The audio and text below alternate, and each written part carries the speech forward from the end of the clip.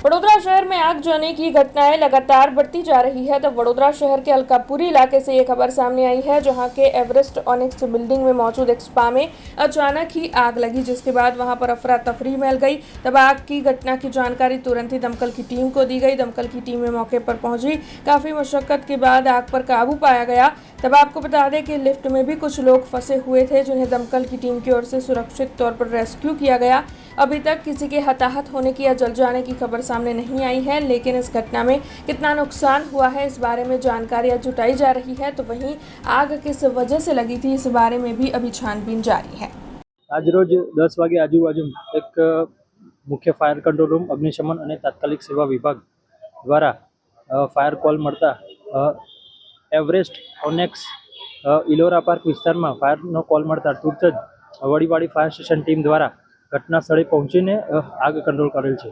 Second floor पर 2 થી 3 व्यक्तिओ फसाणा हता, तेमने वड़ीवाड़ी फायर स्टेशन टीम द्वारा सफलतापूर्वक रेस्क्यू पण करवामां आव्युं छे। कोई दर्दी अथवा पेशન્ટ एवुं कोई जाणवा मळेल। आग लागवानुं एवुं कोई चोक्कस कारण जाणी ना शकाय, पछी तपासनो विषय छे। એવું અમે લોકો ફાયર બ્રિગેડમાં અત્યારે કામગીરી કરવામાં એટલી બધી તકલીફો પડે છે, જે બેઝિક ટ્રેનિંગ જે સિક્યુરિટી ગાર્ડ હોય એ લોકોને હોવી જોઈએ કે ફાયરની સિસ્ટમ ક્યાં લગાવેલી છે, કેવી રીતે ચાલુ કરવાની એક બેઝિક ટ્રેનિંગ હોવી જોઈએ।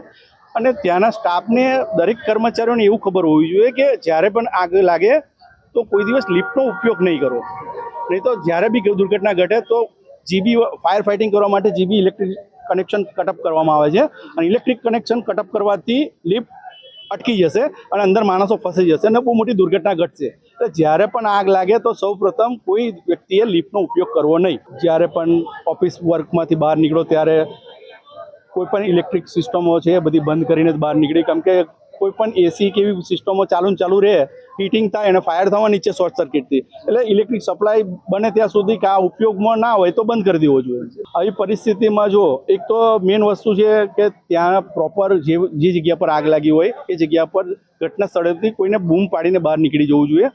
ધુમાડો થઈ જવાથી બહાર નીકળી જવું જોઈએ અને બૂમો પાડવાની કે આગ લાગી છે એવી રીતના, જેથી બધાને ખબર પડે કે આગ લાગી છે। નહીં તો શું થશે કે તમે લોકો બહાર નીચે આવી જશે અને બીજો સ્ટાફ ઉપર આવી જશે તો ધુમાડામાં એ લોકો ફસાઈ જશે। हमसे जुड़े रहने के लिए हमारे YouTube चैनल को सब्सक्राइब करें और नई वीडियो की नोटिफिकेशन के लिए बेल आइकॉन को दबाएं।